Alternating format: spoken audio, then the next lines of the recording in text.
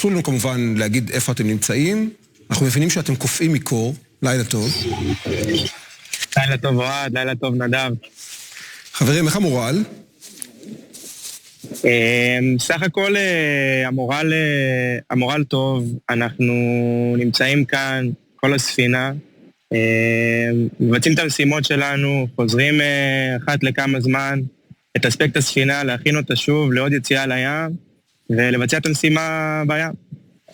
ההורים בטח די מודאגים, נכון? אתם מקבלים הרבה הודעות, אני לא יודע כמה מההודעות האלה מגיעות אליכם כשאתם נמצאים בים, אבל בטוח שאתם חוזרים לחוף. כן, חוזרים לחוף.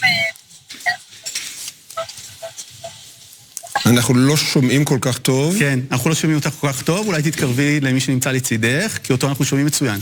אני אומרת שחוזרים מהים, לא, זה לא עובד.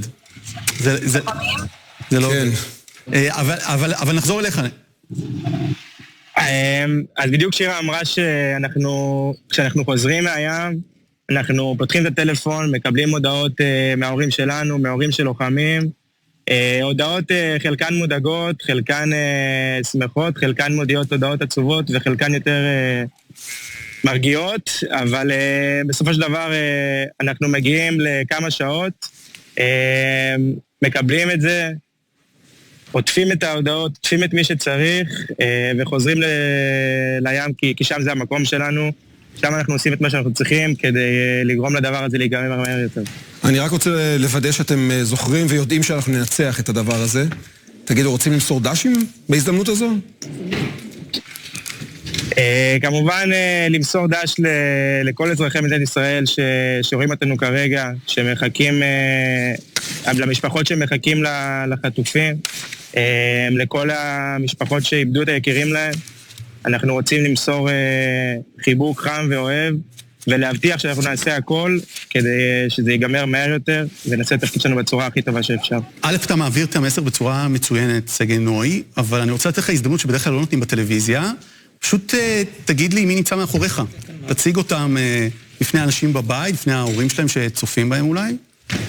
אז יש לנו כאן את לוחמי שייטת 3, עמית, עידו, יערי, אבינועם, רועי, אסף ויאלי.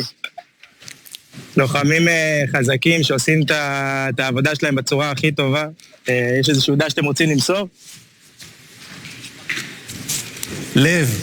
ראינו את הלב הזה. ראינו את הלב הזה. תסרו לב, לא לבנות. אנחנו פה, אנחנו שומרים עליכם. אנחנו יודעים את זה ואנחנו בטוחים. אנחנו יודעים ואנחנו בטוחים, חברים, ואנחנו רק מבקשים ומתפללים שתשמרו על עצמכם, ושהמערכה הזאת תסתיים בניצחון מובהק. אתה יודע, חמו, זה דבר מדהים עד כמה כשאתה רואה את הלוחמים, כאן לוחמים בסדיר ובקבע בשטח, ולפעמים שאתה רואה את המילואימניקים,